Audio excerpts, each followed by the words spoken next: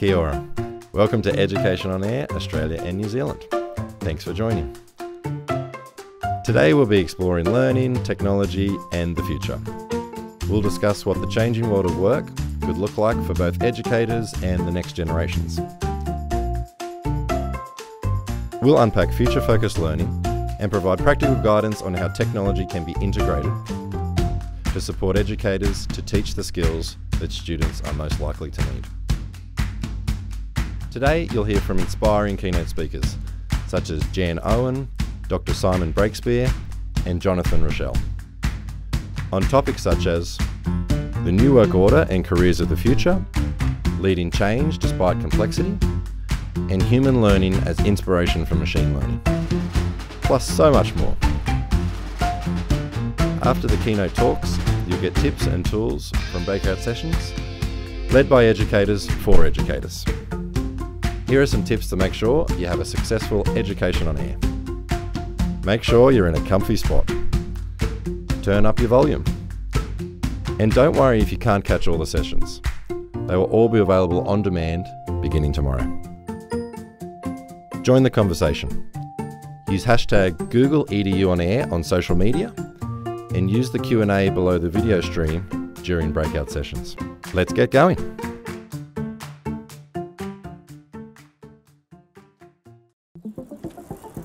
Well, I think I got my exuberance from my dad and my gentle side from my mum.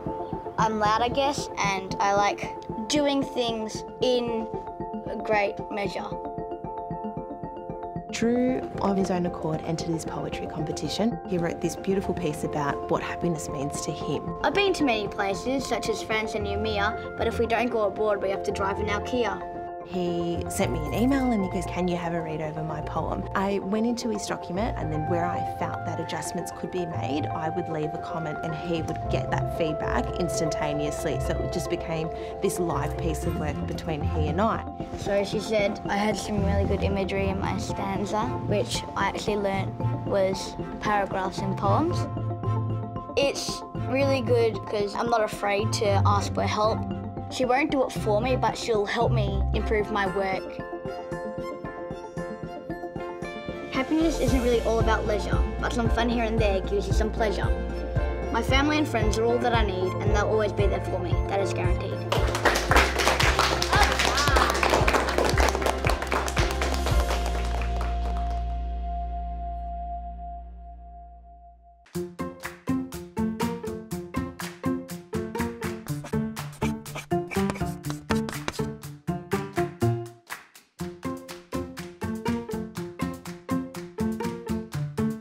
Hello, Kia ora. Welcome to Education on Air 2017. My name is Swan Yo and I'm from the Google for Education team. Hi, I'm Sally Ann Williams and I'm on the engineering team here at Google. And one of the things that I lead is our K-12 computer science and STEM initiatives. On behalf of the team, I'd just like to take a moment to acknowledge the Gadigal people of the Eora Nation and to pay our respects to the elders past and present.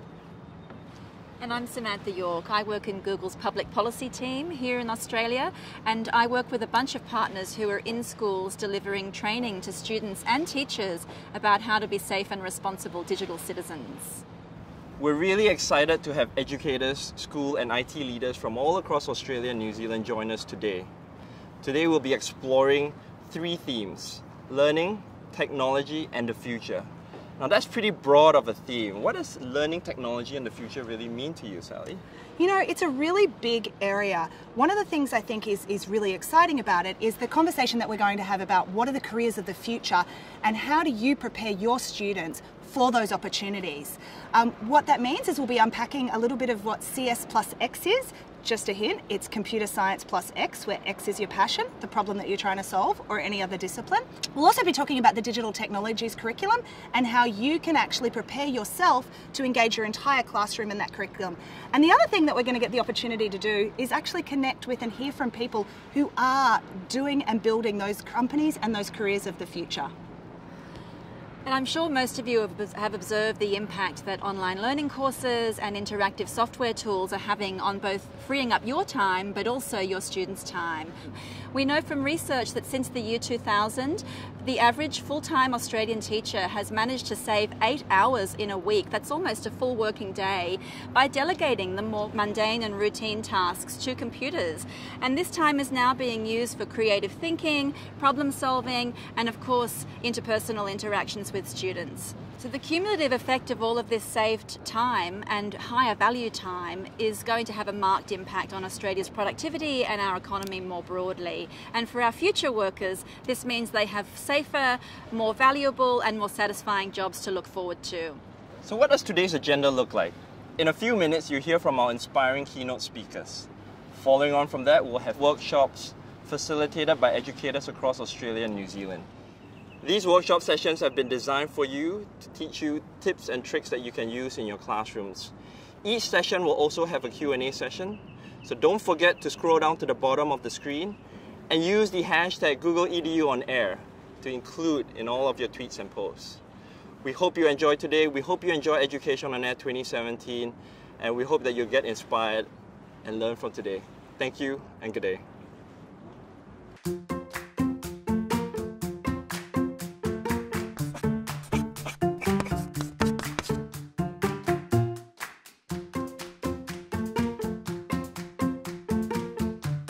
Hi, I'm Jonathan Rozelle, Director of Product Management for G Suite for Education, and welcome to Education on Air.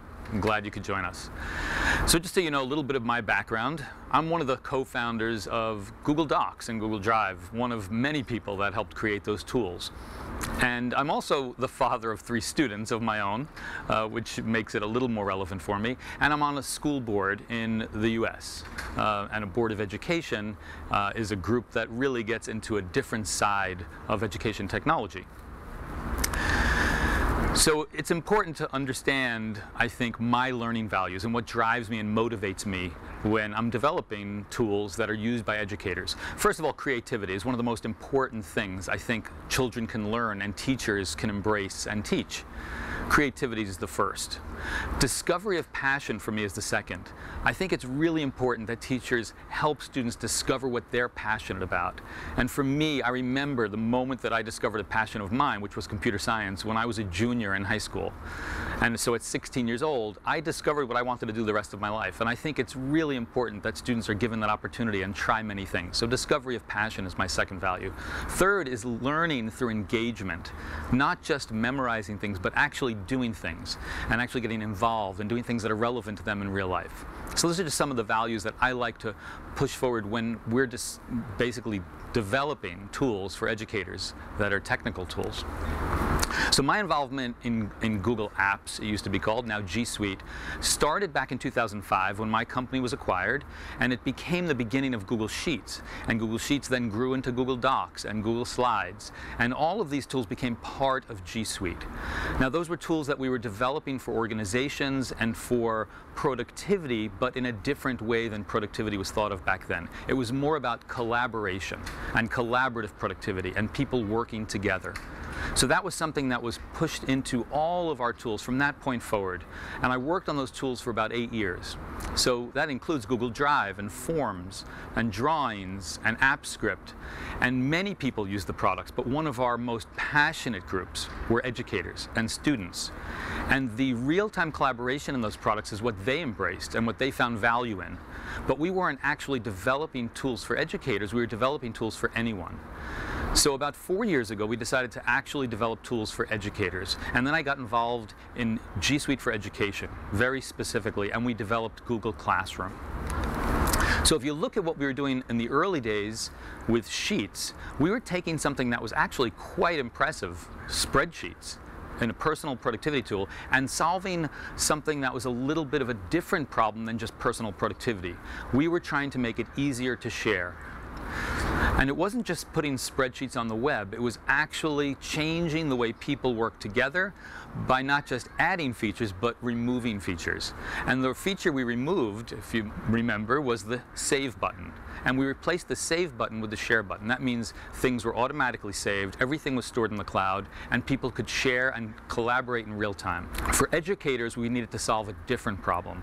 While digital content is so useful for teachers and for students, and people were using docs for that purpose, it was very hard for a teacher to be efficient in sharing documents to 30, 100, 150 students. And so we wanted to solve that problem.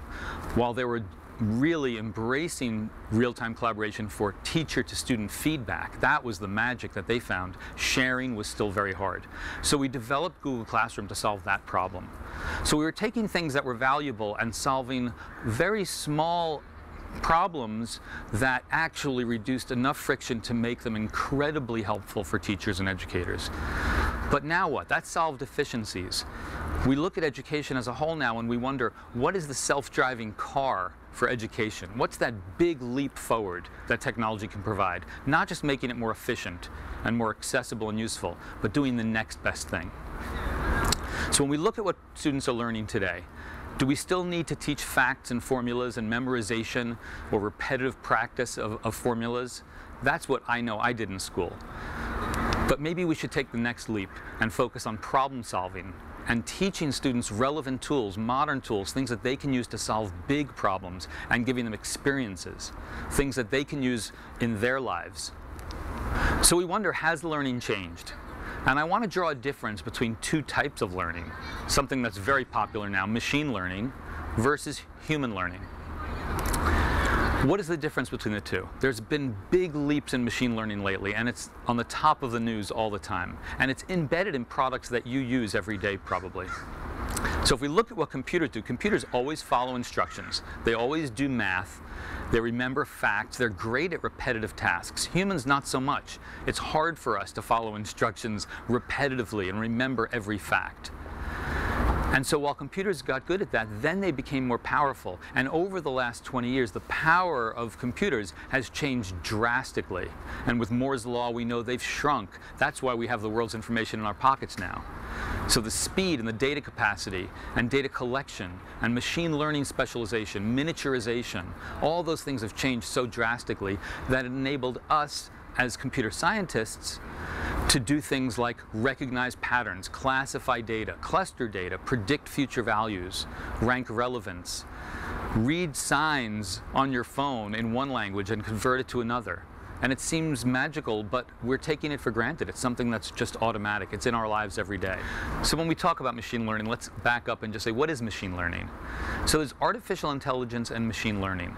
And the difference, as we see it, is artificial intelligence describes the whole field of making computers seem intelligent. Machine learning is a specialized area of that, where we use data to let computers learn how to solve problems that have not been specifically programmed, but to use experience through data to understand how to solve problems that they've not yet experienced.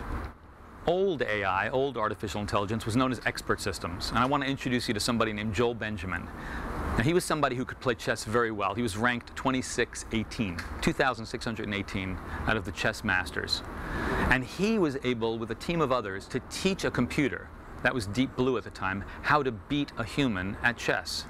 So Deep Blue was programmed with basically a set of rules on how to respond to every move in chess, or as many as they could program, but specific moves. And it worked. So back in 1996, the first ever computer beating chess champion happened.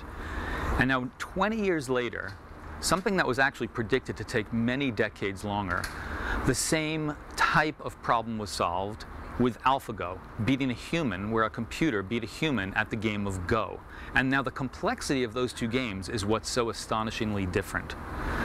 And the way to look at that is, if you think about the game of chess, the number of moves in the game of chess that are possible equal the number of atoms in the human body. In the game of Go, the number of moves that are possible equal the number of atoms in the universe. It's a much more complex game. Now, that machine learning is used in many things that you use every day. Consider Gmail spam. First, I want to thank you for hitting the spam button every time you get spam, because that's what helps Gmail recognize spam in my inbox. And that's how the Gmail spam filter, the algorithm, is able to reduce 99.9% of all spam. Google Photo Search is another great example. When you use Google Photos, all your photos can basically be searched just by giving descriptors. And the machine has learned, using algorithms and machine learning, how to identify objects and people and places. And that really has changed my life. I can search for the beach or kids on the beach, and it'll find photos of my family on the beach, or skiing and find photos of my family skiing. I don't have to tag photos. That's machine learning at work. Now, there are other great examples you can imagine if you've ever used Snapchat filters on your face and made your kids laugh. But there's also ways that machine learning has really improved life. It's not just for fun. A 17-year-old a few years ago won the Google Science Fair by using machine learning, a skill that she had to learn for her science fair project, to create a neural network that helped diagnose breast cancer better than ever before. She's now a researcher, but she won the science fair by learning these skills, by understanding big data, how to analyze data, and how to use machine learning. That truly changes lives, and it improves our lives. So machine learning has taken a huge leap over the last 20 years, and that's what I really want to talk about. How can we change learning for humans so that we learn how to solve problems, not just memorize? One of the things we can do is help train teachers in today's tools, in tools that are used in today's world, and make them part of the learning. That's really important. We can also use more experiences, not just memorization, not just facts and algorithms, but introduce students to experiences, take them out into the world. We can also bring more experts into the classroom. You can do that virtually. You can do it on Google Hangouts, on Skype, on Twitter. We can also use games more. Games motivate learning. We've seen it in many areas. You can even see it if you drive a car that gives you feedback about your gas mileage. You learn to game your car. We can also change the way grades are used. Grades are used today to reflect much more than learning. So when somebody fails an exam, if they weren't given enough time to take the exam, perhaps, maybe we can allow retakes. Maybe we don't have to put discipline as part of the learning for every subject. So if you're late on your homework, maybe that is not a good reason to change the grade. We want grades to reflect mastery and learning, and that helps to understand whether we're learning and what's working and what's not. So I think the key messages are: learn from experiences and take those cues from machine learning into human learning. That's how machines learn to learn. Let's do that with humans more. Learn from experiences and learn from failure. Allow failure to be part of the learning process. It's been shown in research that failure actually opens the mind up to learn much faster and better. And we can use technology as a tool for that. Also, learning is understanding, not memorizing. So make sure we're teaching the understanding of the underlying principles, say in math or grammar, not just memorizing how to do things. And then standardize, collect, and use data. That's actually the basis of machine learning, and it can be the basis of human learning too if we use it to improve the way we learn and to improve how we teach. Make sure we understand what's working with students and what's not. So focusing on teaching how to learn so that we can solve unknown problems. I hope you enjoyed the rest of Education on Air. Thank you so much for listening.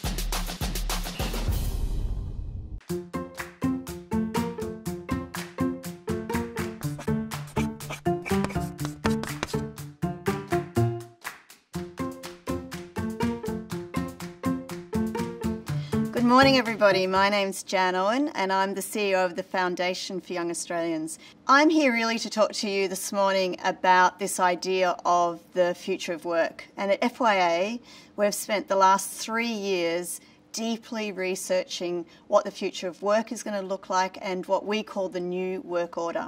We've produced 5 reports in the last 2 years thinking about what young people will need and what we'll need to do to prepare, equip and inspire young people for the future. So there's a question that I really like us to ask and to think about when I give presentations, and it's this question. You might have been asked it when you're a kid, you might have been asked it when you were older, you might have asked somebody else this question any time in the last 6 months, you might have asked yourself this question when you woke up this morning. And the question is, so what do you want to be when you grow up? And that question has been a question that has really shaped so many people's lives around what you do and why you're doing it for millennia. But today I want to propose to you that actually that's probably the worst question that we could ever ask a child or young person today. And that in the future there's a very different set of questions that we need to ask young people. So as I said, our research looks at the future of work and the new work order. And we've produced 5 reports, and I just want to take you through those really quickly to help us think about this question and what we need to be doing as educators in the next 5 to 10 years specifically. We looked at what was happening in the world, and these 3 core themes evolved again and again and again. The fact that automation and AI is coming at us at an accelerated pace was the first big theme. The second mega trend was this idea of globalization, and we're in a global environment, but more importantly, what I think about when I think about globalization is the fact that where we live in Australia is in the fastest growing region on the planet. We have 4.6 million young Australians here, and 3 hours north of Darwin, what I call kind of the entry to holiday central for most Australians, actually now live 750 million 12 to 26-year-olds in the Asia-Pacific region. And that generation of young people are hungry for opportunity, educated, and looking for a new future. And so our collaboration between our young Australians and young people in the region needs to be accelerated. And the third mega trend and theme was this idea of flexibility. Work is changing. In fact, many people today are already in portfolio jobs where they're doing more than one thing. In fact, Australia has the highest part-time work in the OECD, so in all the OECD countries in the world. But unfortunately, flexibility in Australia today for young people really means actually being part of a casualised, insecure labour market. It sounds great when you talk about the gig economy and how hot and heavy it is, and that it's great if you're in tech. But actually, for most young people, they're trying to just put together jobs from a whole heap of jobs to create some kind of portfolio. So we are in a very flexible and fluid environment. And again, that's global. That's a global theme. The second thing, I guess, that we found from our research was this conclusion from this global set of trends, which is that we expect young people today to have up to 17 jobs in 5 different industries, and that linear world of work is now gone. The old idea where you kind of climbed a ladder relentlessly for 37 years, grabbed the gold pen, went home, retired, threw the caravan on the back of the car, drove around Australia, retired again and died, is kind of done. And in fact, what's replaced that is more this idea of the jungle gym, where you might go in and out and move up and down as you gain skills and capabilities and do a range of different jobs in a range of different industries. Our next area of work really was about, well, what does that mean, and what is the new skill set that's being required by employers? And so we looked at 4.2 million job ads in Australia to try and understand what employers were asking of young people. And the top 4 things that employers were asking for were these.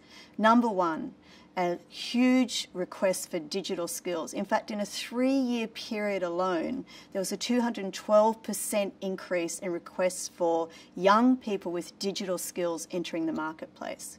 Secondly, bilingual skills, which was not something that we actually expected, but is almost like a proxy for this kind of global environment that we're in.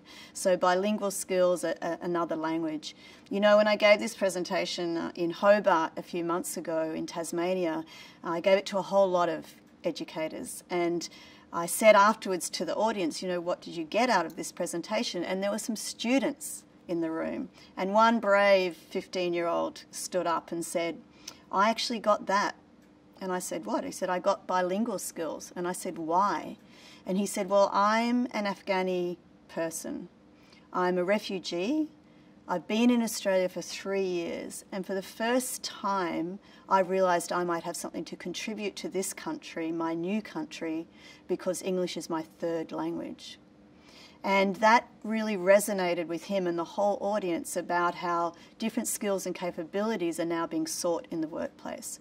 The third highest thing that employers were asking for was critical thinking and problem-solving skills. And the fourth highest was this idea of creativity and innovation.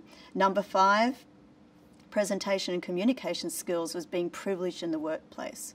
So our really thinking around this was that all these factors, the global trends, the non-linear workplace, and then these new skills and capabilities that employers are asking for specifically means that we need a whole new mindset. We need to think completely differently about the world of work. And so our reports continued on. And we started to look at, well, if you were to look at jobs really differently, imagine if we looked at jobs based on critical thinking, innovation, creativity, problem-solving skills, rather than job titles. We could look at the entire Australian economy completely differently. And so we looked at those and we cut the economy into 7 job clusters, because these were skills and capabilities that we were tracking, not job titles. And in those clusters, we discovered one insight, very powerful insight. I mean, there were many, but one very powerful one. And the most powerful insight was this idea that if you tracked and built transferable skills and capabilities, you could actually open up many more doors to opportunities within a cluster. And you wouldn't have to go and start all over again and get a new qualification. You could go and reskill, uptrain or reskill to get a new job. Finally, we went to the future. We said we've got all these massive changes. We know now that skills and capabilities are very, very powerfully important. And so we decided to look at 2030. Where will we be in 2030 and what skills and capabilities will we require? And the number one discovery that we made about 2030 was that every job is going to be transformed. Not just some, so we can stop playing Russian roulette with kind of what jobs are in and what jobs are out and making lists. Every job at some level will be transformed by 2030. What we do absolutely know is that there will be a reduction in routine jobs as AI takes up those, and that we expect that there will be a lot more work that people will do face-to-face using what I describe as human intelligence around problem solving, relating to people, working with people. And in 2030, there are 3 big themes that are very different to what's going on in the workplace today. Number 1, we expect that we will spend 30% more time in any given week learning on the job. So that idea that you arrive to a job and you've got a beautiful bow and you're packaged and ready to go and the employer welcomes you from your university or TAFE or school is over. Because what you learn in the first year of university, by the time you get to work, a lot of it has transformed or been made redundant. So this idea that you're going to learn on the job is very powerful, and it means that your employer or the business that you're running, everyone's learning. We're in a learning environment. Number 2, we expect in any given week that you will spend up to 100% more time than we do right now today on problem solving, collaborating and working with others. Again, a huge transformation to the workplace of today. And then the third really key trend is that we expect that you will have to spend in an environment where you are spending some time working for yourself, sometimes working with others, sometimes working for someone else in an institution, 26% more time in self-directed work. And that means being very entrepreneurial. And that's why we've got this focus on entrepreneurship, because the skills of entrepreneurship, where you can work out how to run a business, set up a business, grow a business, or work out how to freelance, how to contract, these are new skills. These were jobs that used to be held by a much smaller percentage of the population than we expect in the future. So those 3 areas are going to transform in 2030. And let's just remember as educators, 2030 is actually when a 5-year-old today will graduate high school. It's that close. It's literally one generation of students, 2030. So finally, we talk a lot at FYA to educators, to governments, to corporates, to business, to industry, but also, of course, to young people. We've got the largest platform of young people in the country on our platform at FYA. And what they are asking for is very clear. Number one, skills, not scores. The old world of marking and assessment does not reflect how young people are learning. If we think as educators that we're just content deliverers, we need to quickly recalibrate, because there are 5 billion YouTube videos watched every day around the world. Content is not our problem. What our problem is how do we utilize that content, how do we engage in it, and how do we learn with it? The second thing that students want is to understand about what being enterprising is. And we put it out to students at FYA. We said, what do you think we mean by skills, capabilities, attributes? And they said it. They said, skills are things that I know. Capabilities are things that I can learn.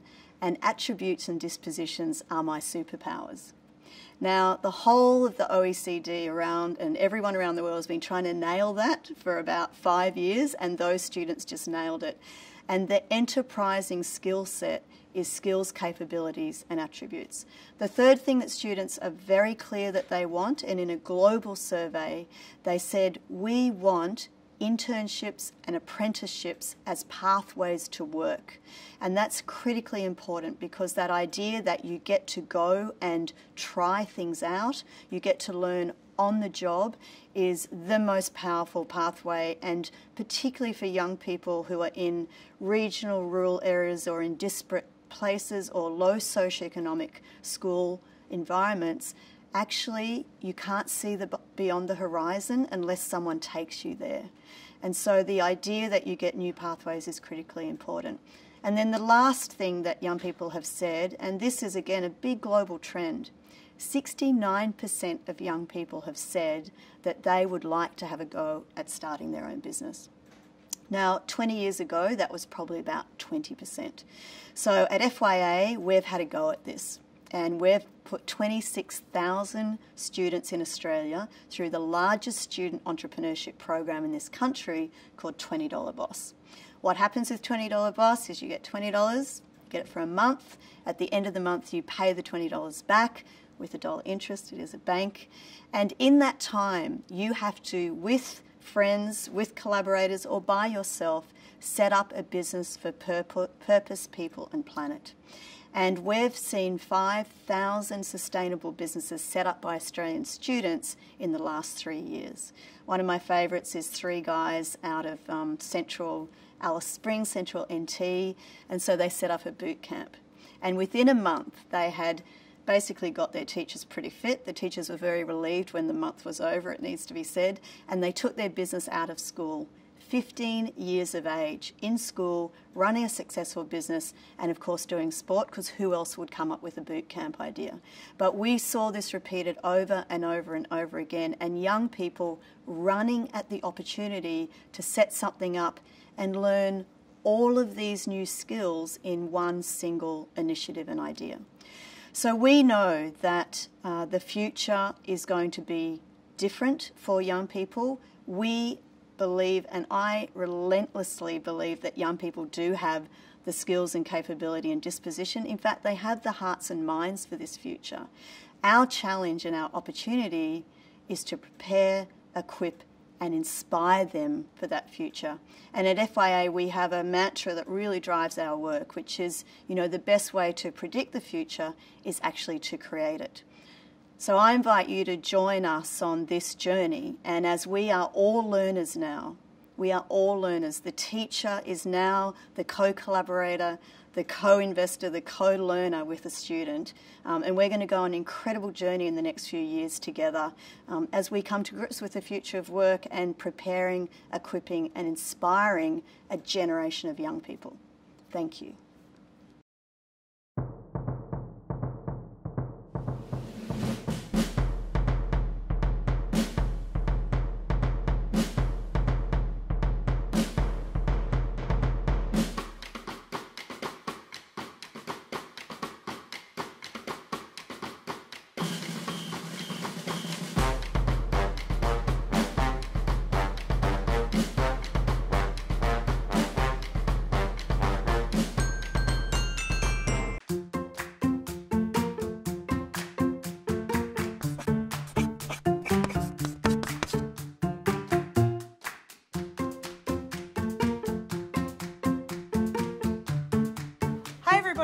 My name's Sally Ann Williams. I'm the Engineering Community and Outreach Manager here at Google Australia, and I'm really excited today to have a conversation with you about the careers of the future and really how you can think about inspiring your students to think about the possibilities beyond the traditional careers that we've kind of talked about for a really long time. So before we get into that conversation with our guest, one of the things I want to do is just unpack what I've said a little bit further. So it's estimated that students that are graduating from school today will have between 20 to 30 different jobs in their lifetime and probably 8 or 9 different careers.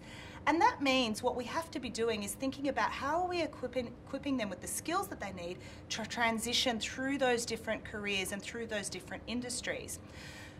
The thing is about this, it sounds like a scary conversation, it sounds like a new conversation, but it's actually been going on for a really long time. If you think about it, we used to have gas lamplighters before we had electricity. And their jobs went away, but the jobs that emerged were actually far more plentiful and far more advanced in the rollout of electricity, the production of electricity, the maintenance, managing electricity, all those sorts of things. Another example that I can give you is bowling alleys. Right now, when you go to the bowling alley, you see it all automated. It is all computerized, it just happens. But actually, before those machines were invented, they used to employ young men and sometimes young children to actually be pin setters in the bowling alleys. Automation actually replaced some of those jobs, but a whole new industry emerged in the creation, in the building, in the maintenance and ongoing delivery of those tools there.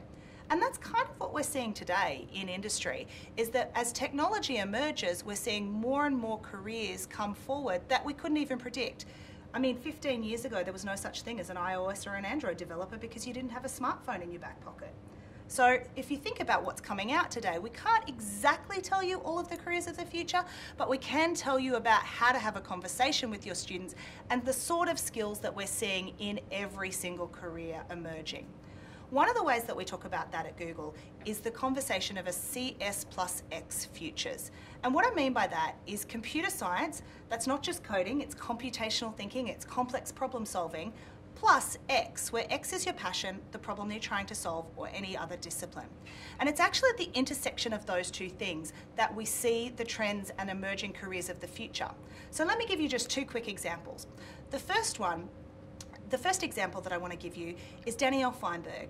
Now, she's the director of lighting at Pixar Animations, and essentially what she does is she blends a career in art and design and theatre and movies with computer science. And by manipulating and coding and pushing pixels around on a screen, she's able to work with animators and a creative team to make movies that really do delight you. They amaze you, and sometimes they could maybe scare you, but they bring around a real human reaction and a human emotion as you watch those animated films, and are just a wonderfully emerging career of the future. Another kind of career, a CS plus X career or career of the future that I like to really think about, to just kind of stretch your minds a little bit further, is computer science plus medicine. And the example that I love to give in this one is Project Iris. Project Iris is a smart contact lens that can automatically detect by the saline in your eyes your blood glucose levels. And what that means is that in real time, it can actually send alerts to your smartphone. And if you're living with diabetes, it can help you manage that better than anything else out there. And what it really does is enable you to have a much better healthcare, a much better health on a daily basis, and it's a non-intrusive sort of way of managing diabetes on a daily basis. The thing about that example though is if you only knew medicine or if you only knew computer science, you wouldn't have come up with that solution. It requires somebody that has enough knowledge in both of those areas to blend those two things together to think about a career of the future and invent something like that. And that's what we're really talking about today, is how do we actually change the conversation from a linear career, do medicine, become a doctor, do law, become a lawyer, and say what are the kinds of transferable skills that students need to have in the future, and how do we marry that with their passion and the things that they really want to work on solving in the future and in their world, and say to them, this is how you can get there, and inspire them and challenge them and help them just believe that that's an opportunity for them. So today, I'm absolutely thrilled that we get to talk with Heather Catchpole. Heather is the co-founder and the editor-in-chief of Refraction Media, and they produce some of the greatest resources out there that are available to you, all free, to help you think about inspiring your students, inspiring your classes, inspiring maybe you as well, to think about what the opportunities are. They connect you with university degrees and pathways forward, and they also kind of give you some resources to challenge you about the activities that you can be running to kind of connect what you're teaching in the classroom to those career conversations that we know that you're going to be having. So I'm really excited today to introduce our special guest. So today I'm joined on the couch by Heather Catchpole.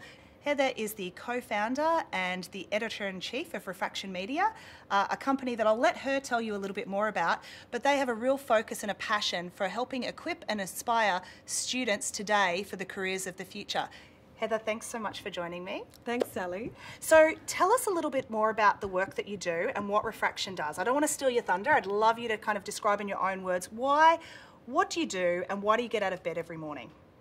Well, I absolutely am massively passionate about how we can inspire the next generation. I actually think there's an enormous opportunity to create a lot of change in the way that kids are going into work today, but also in the way that education works. I think there's a great opportunity, and what I really want to do is to share some of this with the kids, get them really inspired, get them hands-on, doing some activities which can really help them understand what the careers of the future are. Unfortunately, there's still a lot of stereotypes about what careers involving STEM look like.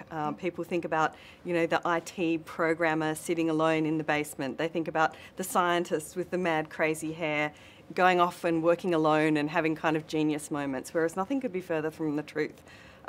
Particularly in tech careers, 2/3 of the tech careers that people are working in aren't going to be in typical tech areas. They might be working in agriculture, in music, in arts, and combining all of those sorts of areas and sorts of skills. So we've really identified with the CS plus X movement that Google's really adopted and that is being taught in some of the universities even today. And we saw an opportunity to actually create content specifically around that and bring all of STEM into that. So we create a series of magazines called Careers with STEM, but the whole focus around those careers isn't about studying science and becoming a scientist. It's about understanding how you can use the skills that STEM gives you and go into almost any career, and also how in combining those areas, that's where really the true innovation happens. So that's where the new careers that we don't even know what they are yet and that students today will be moving into, that's where they're going to find out, develop the skills which are really useful for the companies who will be hiring in the future. Awesome. I love what you said about smashing stereotypes or breaking those down. Let's unpack that a little bit more, because I think there is a misconception that you do science and you become a scientist, you do maths, you become a mathematician, and it's this very linear thing.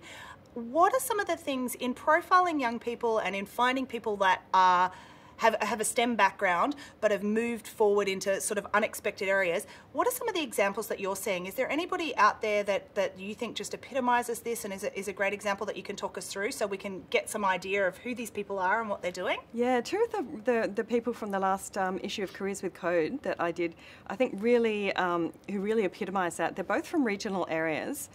They're both working in CS and they're using those kind of skills, but they've essentially created their own companies. So Bryce Eldridge, who came from South Australia, he works a triple career, slashy career. He works in defence, he works on his family's property to manage that remotely, and at the same time he's created an entrepreneurial job networking a company called the Rural Network, which is essentially about job skills and sharing assets in rural areas. So opening up the regional areas to find the skills that they need and the assets that they need. And he's kind of holding down these 3 jobs and teaching entrepreneurship. And I think, it sounds like, oh, he's just a Superman who must be able to do anything. But this, what's true is he's actually working a fragmented kind of career and working across all of these different areas. And he's using those skills to help in his own community as well, which I think is a really amazing area. I think another really great example is Shanae Esterhoven, who is studying fashion at TAFE. So you'd think not really where you'd look for tech skills. However, she taught herself 3D printing and animation in order to use that to create a whole new form of design, and she's taken the dresses and the products that she's designed with that to show internationally, and her whole passion is around fashion waste and reducing the waste that there is in fashion. So she uses every single part of her products. If she has some waste material, she creates something else with that. She's now studying bioprinting, so actually 3D printing the clothes that you need from sustainable materials. So she's created that job just through her passion for fashion design, through understanding that she could, you know, while working at TAFE, she could combine that with other skills. She's studying at, you know, various tech courses to kind of help herself piece together the skills that she's going to need in the future. I love that. One of the things I think that I really want to unpack from both of those examples is you mentioned two things. One, that they're both solving problems that they're passionate about. So one in rural communities around jobs and opportunities and, you know, supplies and things like that, which can be really hard to manage, and providing opportunities for others. Fast fashion. You know, and really starting with the problem, actually not starting with technology or maths or science or engineering, but actually saying what's the problem that I'm passionate about and what I want to solve, and then actually looking at what are the skills that I need to develop it. Let's unpack that with the skills a little bit more. What are some of the skills that you're seeing emerging as you've interviewed hundreds and hundreds of people for these magazines? What are some of the common skills that you're seeing emerging that we might not say, well, that's science or that's engineering or maths, but it sits within the STEM sort of broader STEM skill set that you think students today and teachers need to be really thinking about in empowering and equipping their students? Yes, I think data is a great example in those areas. Data is something which is, you know, relevant to science, it's relevant to tech, it's, you know, you use it when you're designing good products. You need to understand what's working and what's not working about that. Now, data is going to be taught in the digital technologies. It's going to be a big component of digital technologies, but you think about how we teach that in schools, it's a little bit kind of subsidiary to what you're really working on, right? It's like, it's all about, you know, studying these algorithms or, you know, getting the grammar right or doing this or doing that. I don't think that we really work to understand it in the way that people will need to understand it.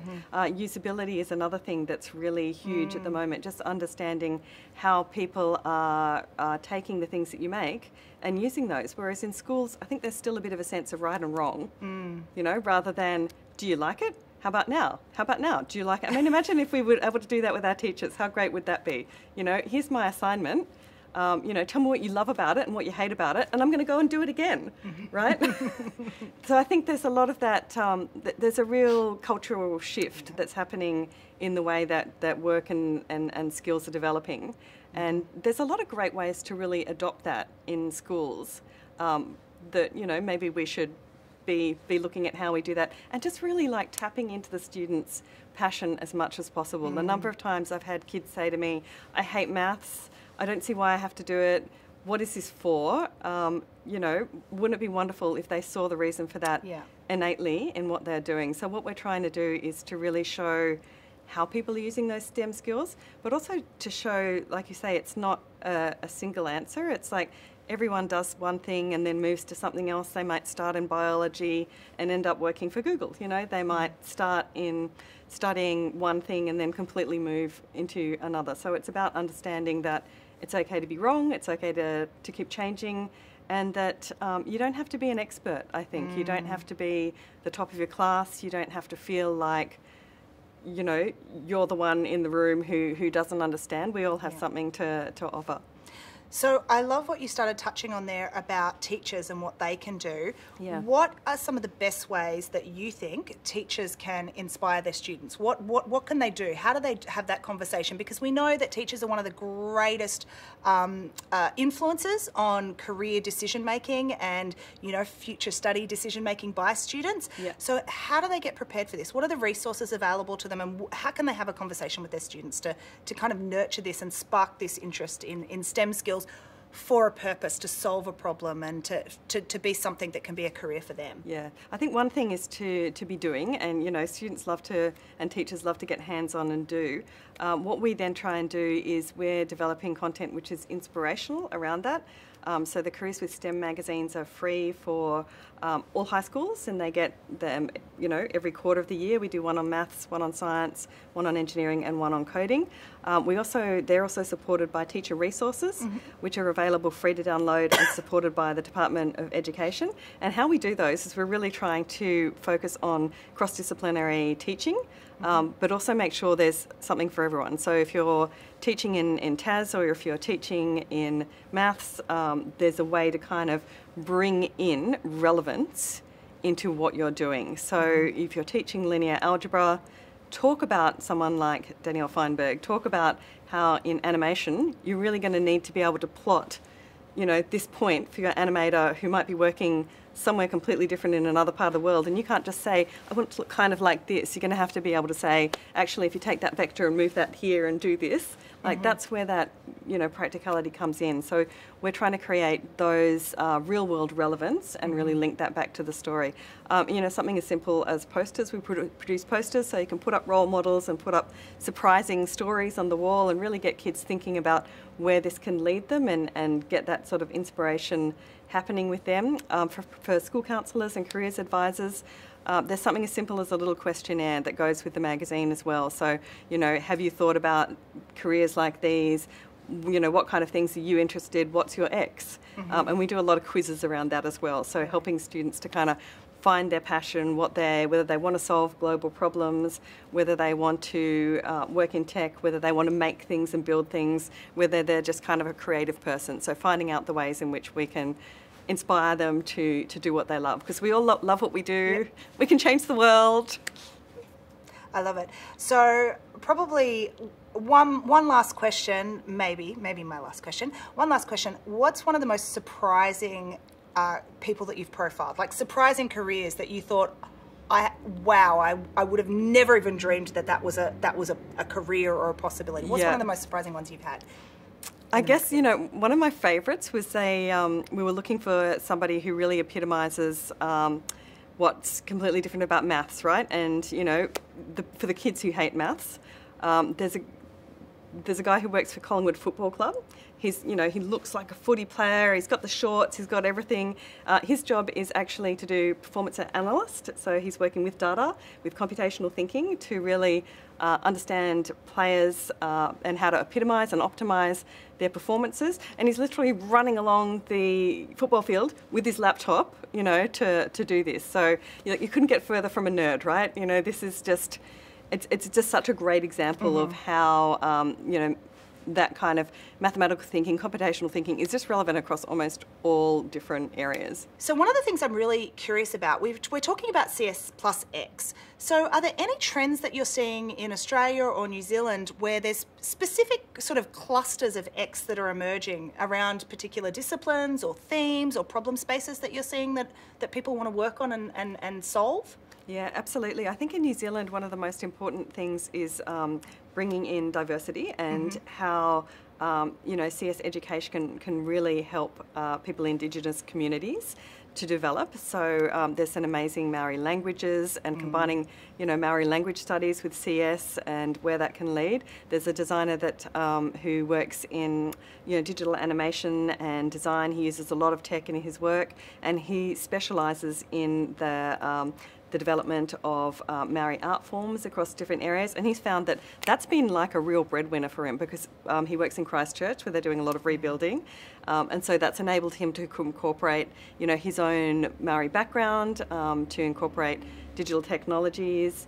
A lot of the other X's in New Zealand are around conservation. There's issues with water management, there's issues with, you know, clean up the land, so conservation and environment are really, you know, big area, X kind of areas there. You know, similarly in Australia, agriculture and food technology and, you know, just providing for our food security is such a big question. So that's a really great X where technology can play a huge role in making a difference.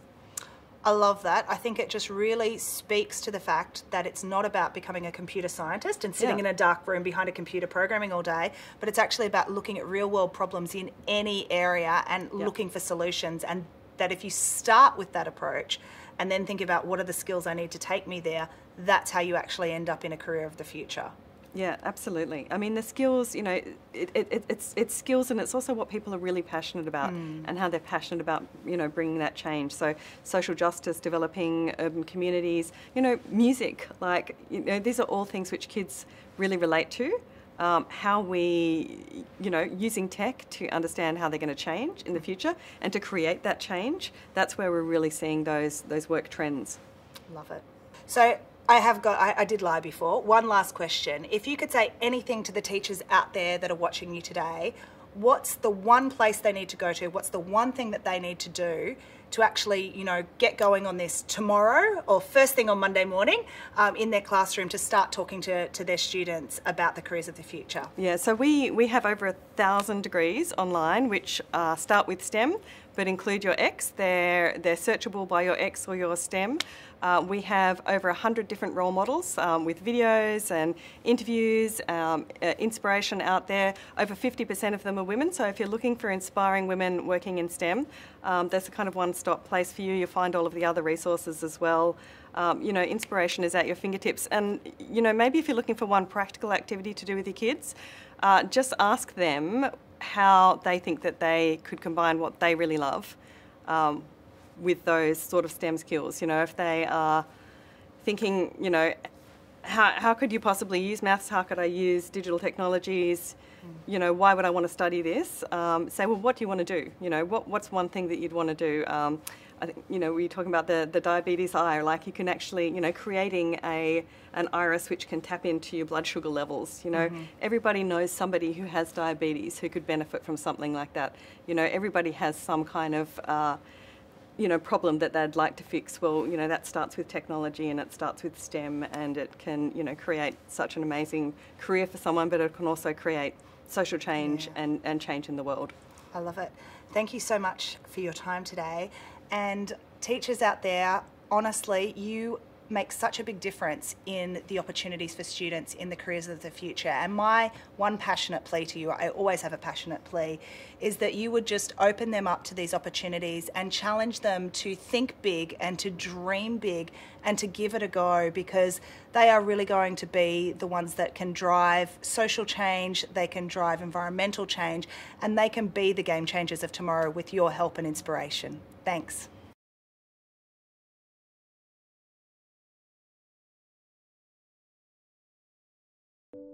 I decorate my room like this just because I like memories. I like being surrounded by like things that I've done. This is a poster from my year 11 play that we made. That's the Savage Love play. I love the subject of theatre. It's hands-on and it's practical, and I'm able to collaborate with other people in a creative way. In Year 12, we're doing 12 Angry Men, the play. We've kind of grown together as a class and discovered a flow that works for us. Hi! Hi! Oh, hey! BG and I made a document, the actor feedback. There's I highlighted a couple of things and made a couple sweet. comments. Yeah. So. Google Docs allowed us as a class to collaborate, comment and share things. 12 Angry Men, it's a very difficult play to do, to prioritise, and so getting through it, we're just going part by part. Display takes the cake. You come in here with your sanctimonious talk about as some assistant kids' director, injustice. I write down pretty much everything so that the director can focus on the creative aspect, so she doesn't have to worry about actors remembering lines, actors remembering blocking. I remember like coming up, do that thing with the neck. That was really good. Being able to create something with such a strong like vision behind it that you're able to just go crazy creatively and just have your vision on display.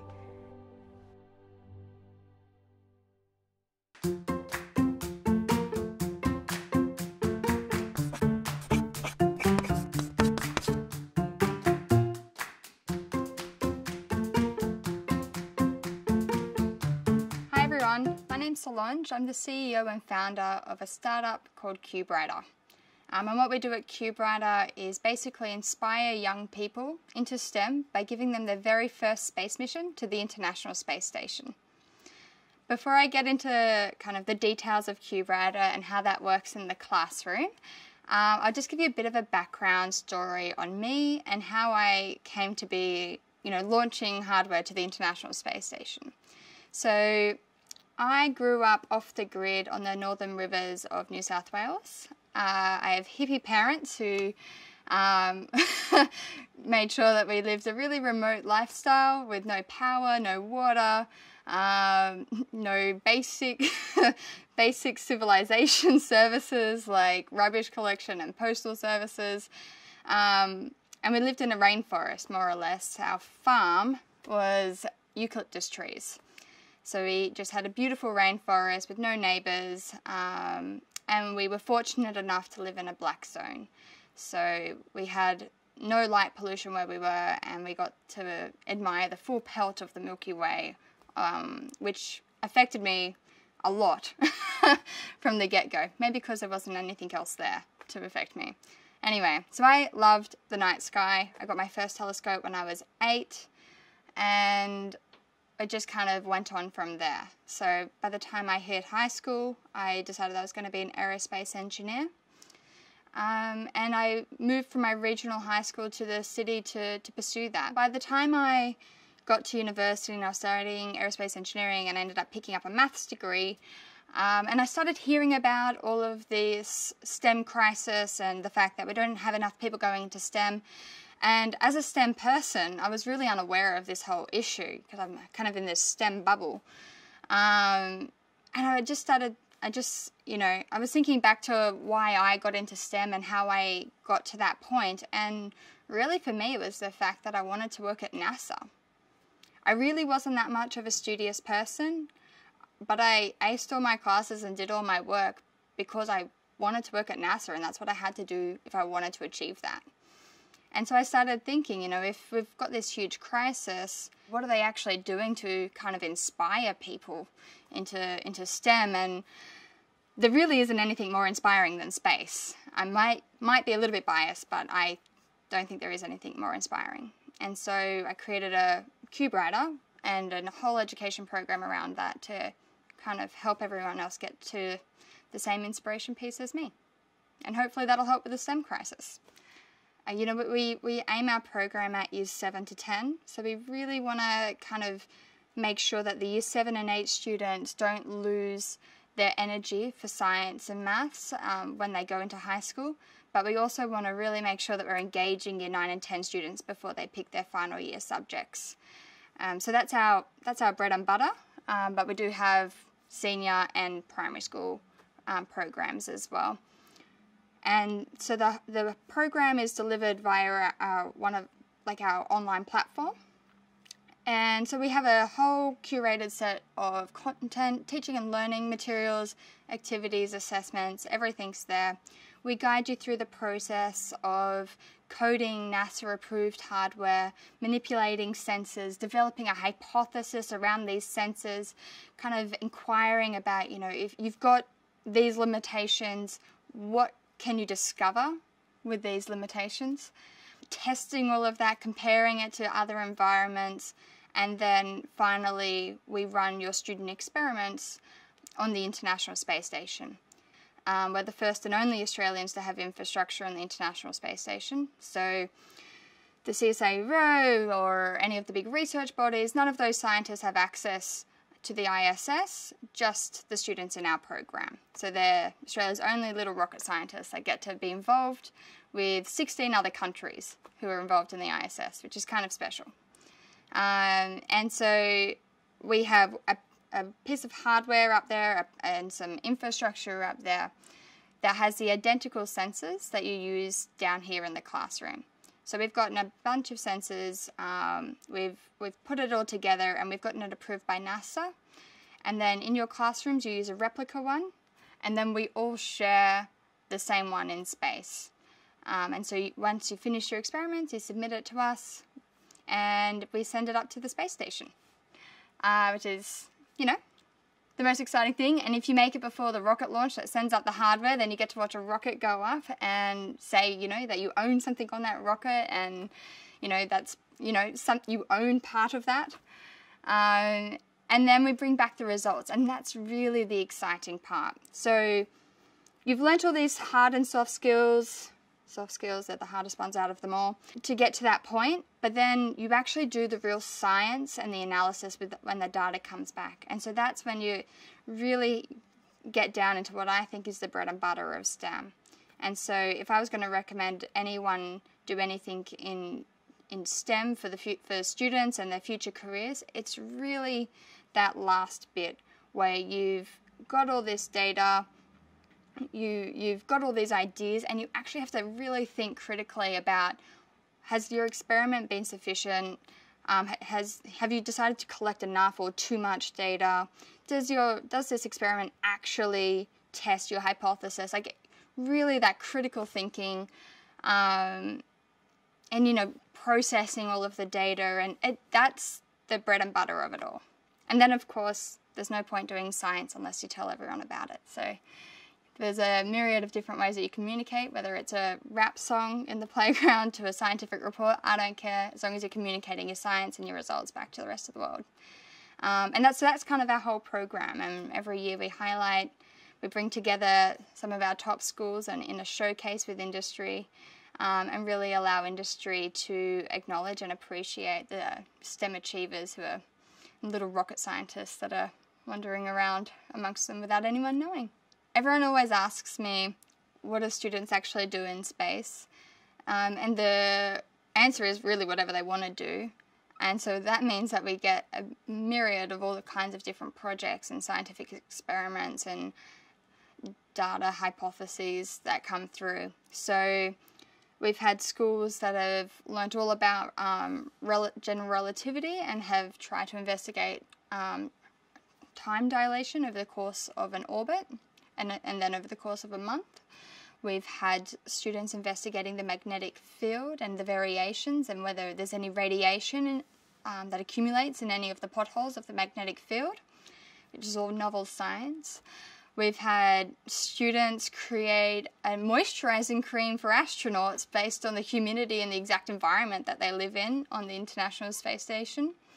We've had students create music out of the data that they collect and process the data such that they can map it to, you know, musical notes and create a symphony out of it. We've even had students create a VR simulation of the International Space Station and do a real-time and layer in the data from the environment of the station and kind of make a realistic whole orbit environment. So students do really whatever they want. And I think the powerful part about it is really the effect that doing something like this, even if you do it with one group of students in your school, there seems to be this trickle-down effect into the rest of the school community. So we've had one case where in a really low SES school in regional Australia took part of the program. They were really struggling to get, you know, maybe 20 students in to do their coding and their STEM class at school. And they did our program for 1 year, and they brought in all their students, the students that took part, plus a couple of others from younger year groups to the showcase event at the end of the year. And they just had all of industry recognising them. They had their students stand up proudly and talk about, you know, this amazing experience and the fact that they were rocket scientists. And then the following year, their STEM class was oversubscribed at 90 students. And I went in there and I talked to all of their students who did it the first year, and for some reason, they all want to be aerospace engineers now. You know, and it just had this amazing effect, and now those older ones, you know, mentor the younger ones, and everyone's really excited, and it's something that the whole school community is proud of, which I think is the beauty of space. It's something that everyone can kind of get behind. There's no gender to it, there's no age to it. Everyone can be fascinated or inspired or think it's cool.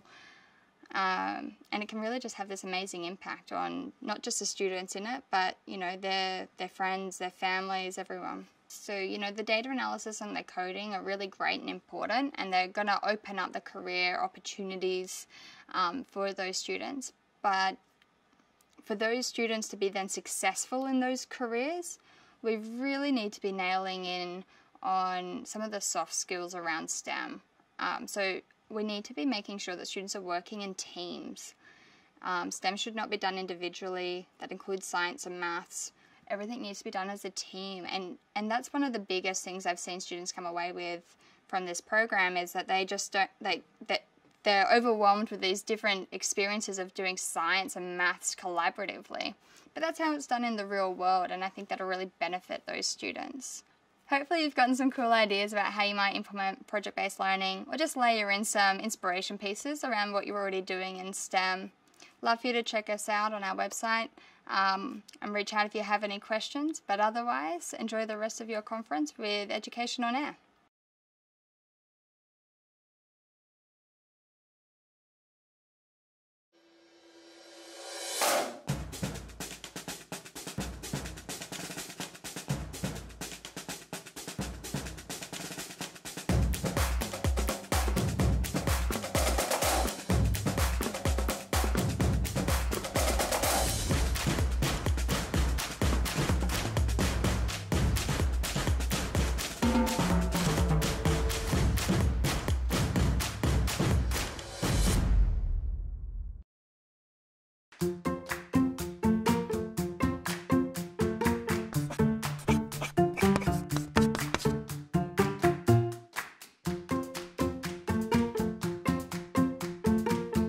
Hi, I'm Simon Breakspear, a former high school science teacher. And at the moment I lead an organisation called Agile Schools. And we're committed to helping teams of educators come together around problems of practice and use evidence-informed approaches to agile innovation. One of the most exciting things we're doing in having this conversation today about the future of learning, about teaching, about the role of technology, is that there is no already written blueprint that we can just pull into our schools, pull into our classrooms and follow. In fact, if we're going to innovate, we're going to have to push the boundaries together. Of course, using the best available research and the best available practices that have happened before. But now as teams of educators, we need to actually innovate into new frontiers, finding ways to use the best available technology tools to actually have an impact in our schools, in our classrooms, and with our particular students. So today what I want to do is to share 3 ways that you can step into more agile approaches to innovation, whether it's across an entire school or within a particular classroom.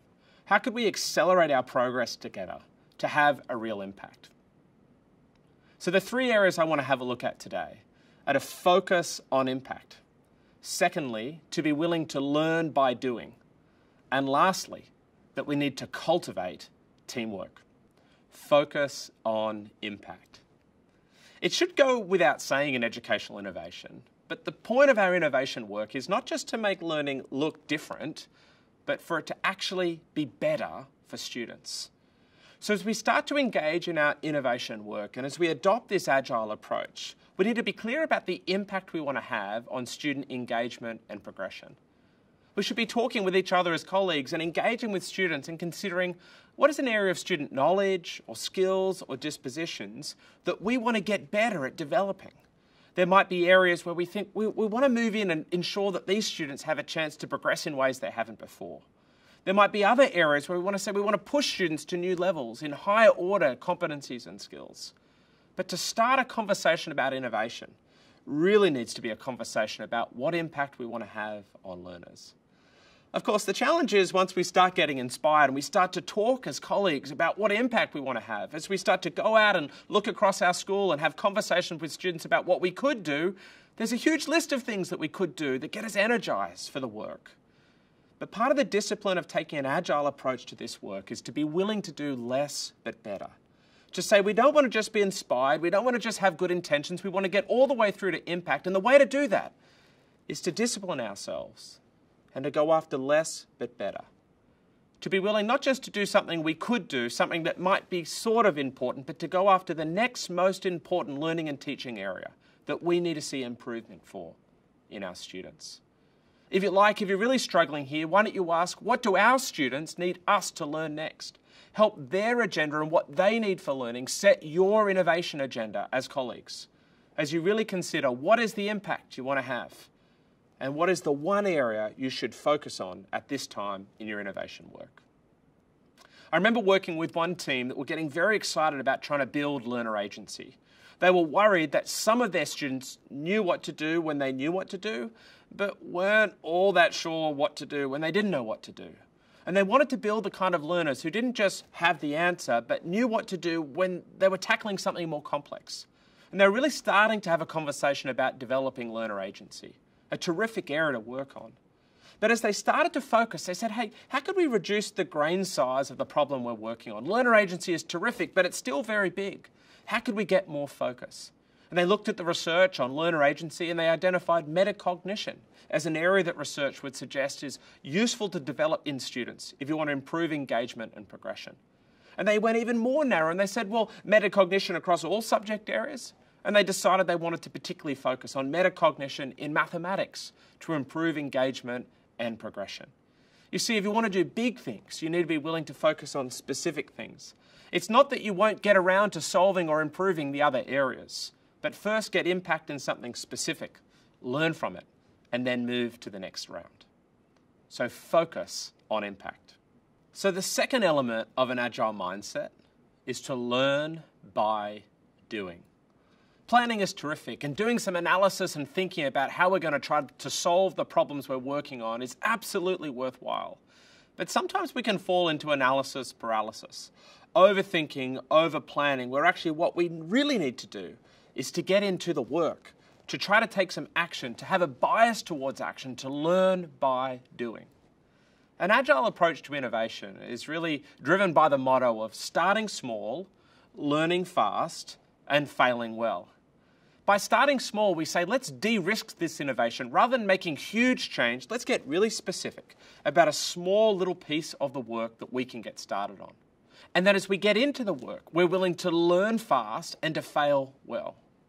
You see, the educational innovation work we're trying to do, the types of outcomes we're trying to build for young people, and the types of adjustments we're making to our teaching practice, often supported by technology, these are complex changes to make.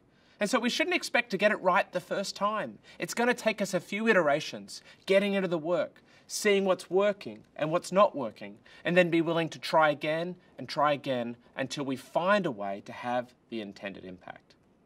I remember working with one team that were working particularly around applying technology to improving engagement and progression in STEM, particularly focused on science education around the middle years of high school.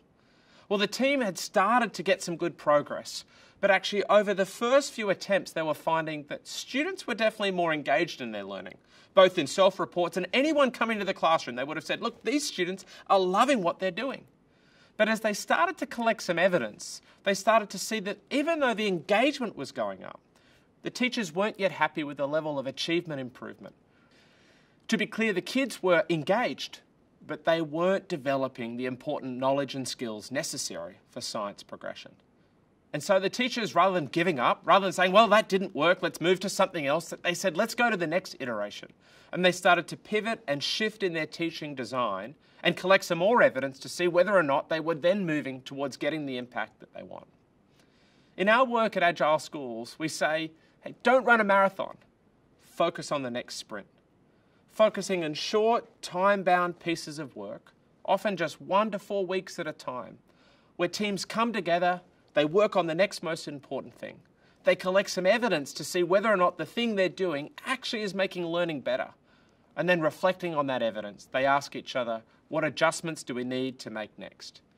You see, adopting an agile mindset means we need to be willing to learn by doing, bit by bit, creating the next piece of our solution, being steered by the evidence of what's working, for whom, and under what conditions.